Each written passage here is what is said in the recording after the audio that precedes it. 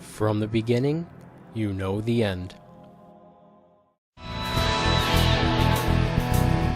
What is up, Beagles? My name is GlitchMasta, and today we will be discussing Halo Reach. One of my all-time favorite things was always going on YouTube and getting myself some popcorn and a drink, and then just reading through the comments of a video where somebody says just one bad thing about Halo Reach. Oh no, the fanboys are like the Covenant, and the anti-Reach opinions are the Planet Reach. What? Too soon? Alright, listen, before y'all attack me, I actually really like Reach. Well, nowadays I do, at least.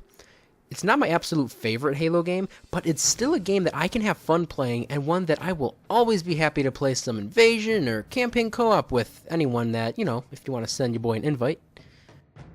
At any rate, this video was originally going to be my response to Forge Lab's recent Halo Reach video, which I recommend watching. He brings up some very valid points.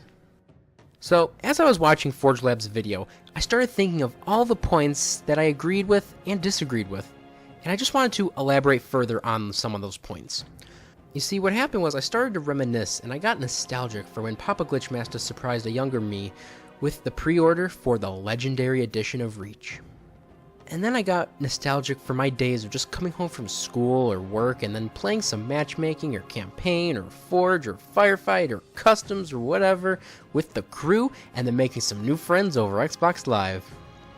Just like with the Halo games before it, I had the time of my life playing this game. So while I might make a response video to Forge Lab's analysis in the future, my nostalgia kick and appreciation for Reach is making me want to do this top 5 most favorite elements of Halo Reach.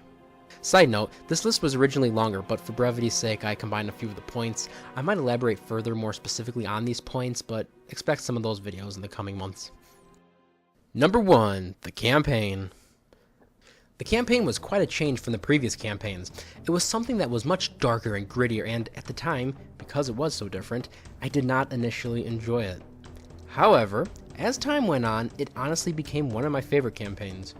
Certain levels having exclusive elements like the target designator or the space battle sequence helped make it to where each level felt different. And speaking of which, each level had a beautiful color palette that helped further make, well, each level more different than the rest. And it wasn't just the difference in colors and elements, but it was also in the characters. You really felt the difference in personalities between each of the characters, and just by appearance alone, you could tell who was what on Noble Team. And then being able to just be yourself in the campaign, it was another really awesome touch.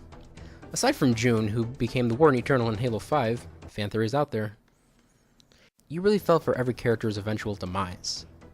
Except for Kat's, because she killed us way too many times when she was trying to drive the Warthog off the cliff. I'm still salty about that one. Yeah, that one sniper in the Phantom was almost on the level of a Halo 2 Legendary Jackal sniper. But here's the thing, it was like, Emil died like the badass he was. Carter died defending the team that he vowed to lead and protect. Big George died putting a big dent into the Covenant's invasion force. And then we had Noble 6 and Lone Wolf. He literally was the Lone Wolf, and basically the last man standing on Reach, taking on an entire Covenant armada on his own so the Pillar of Autumn could escape with Cortana. Lone Wolf was such a great level, and it speaks for itself that it was just a great end to Halo Reach, and a great end to this point. Number 2. Customization. You could edit your helmet, add visors, put in extra helmet accessories, change your shoulders, your chest, your utility, your wrist, your shoulders, knee pads, and armor effects. We are just talking about the Spartan armor customization in this point. As you could tell, the armor customization for Elites just wasn't as exciting as it was in Halo 3, but regardless, it was the most detail that we could have had for our Spartans, and this was 2010. As the following years would show in Halo's lifetime, we ended up somehow getting less detailed customization options. The customization in Reach, though, allowed for players to really make the Spartan more so into their own. You literally were Noble 6. This was also you in multiplayer. So I guess then that means that matchmaking is just a bunch of blue team Noble 6s versus a bunch of red team Noble 6s? Huh. Well, it was great, and I think 343 should take notes on how to properly do armor customization. Even taking into account the aspect of Reach armor being purchased through in-game currency and ranking, instead of using rec packs or real money to play a slot machine and just hope that you get that armor that you really want. Please, please, please, 343, do not make Halo Infinite have that messy Halo 5 style of armor customization. Yeah, I gotta get those shots in there. Number 3, Assassinations. Back when they were added, these were the coolest things. Bungie had a great idea of creating an animation for this maneuver where instead of just meleeing someone in the back and then having them instantly die in front of you, you basically owned a person's soul and gave them a big middle finger when you did this, and honestly, it was glorious. A great little feature that I am honestly glad is still a part of Halo. Number 4, the Forge mode. Halo Grey allowed us to make some great maps in the neutral variety of gray. Colors aside, the Forge mode is without a doubt my favorite. Now, while I did cheap shot Halo 5 in the second point, I will say Halo 5 had a really awesome Forge mode. That being said, I always felt that Halo Reaches was the most user-friendly and simplistic yet advanced of all the forges. It was so easy for any forger, regardless of skill or experience, to make a professional map. You could add colorful details to the big gray pieces, and Forge World was just a paradise for making maps. It even got to the point where Forge World maps were the most memorable and honestly really more popular than the shipped multiplayer maps in the game. I cannot speak highly enough or praise the amount of options, elements, and creativity that can be utilized in the beauty that is Halo Reach's Forge. Man, now I'm having even more memories of all the fun times we had in Reach's Forge. Well, before I get too caught up in flashbacks, Number 5, Invasion. Last, but certainly not least, is without a doubt one of the most fun modes that has ever graced the Halo series. That is the Legend of Invasion. The matchmaking and custom games in Reach were some great points to this game that deserve their own video, but Invasion, my goodness, was amazing.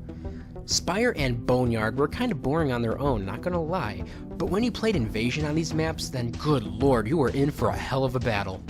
Even the little added bits of scripting helped make it feel even more unique and crazy.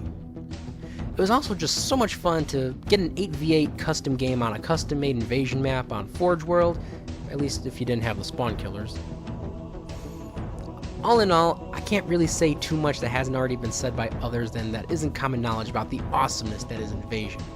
If you have, for some reason, never played this mode, then right now go on your Xbox and play this. Trust me, you will have so much fun. Listen, while it sounded like I was just fanboying all over Reach, it was not by any means a perfect game, and it definitely had its fair share of flaws. Toxic community members lessening the importance of multiplayer elites, Bloom, especially early in Reach's lifespan, armor lock, and some other things too were pretty high negatives for this game. Nonetheless, all of the 5 positives and then some helped make Halo Reach as one of the all-time best Halo games, and dare I say, even one of the all-time best video games. You could say that the good very much so outweighs the bad, at least in this YouTuber's eyes. And with all of that being said, thank you so very much for watching my video. I just want to ask, what are your favorite things about Halo Reach? Let me know in the comments down below. Also, if anyone wants to play some Halo Reach with me, then feel free to send me an invite, and while you're at it, don't forget to leave a like, share the video, subscribe to me, and pet a dog. My name is GlitchMasta, and as always, peace!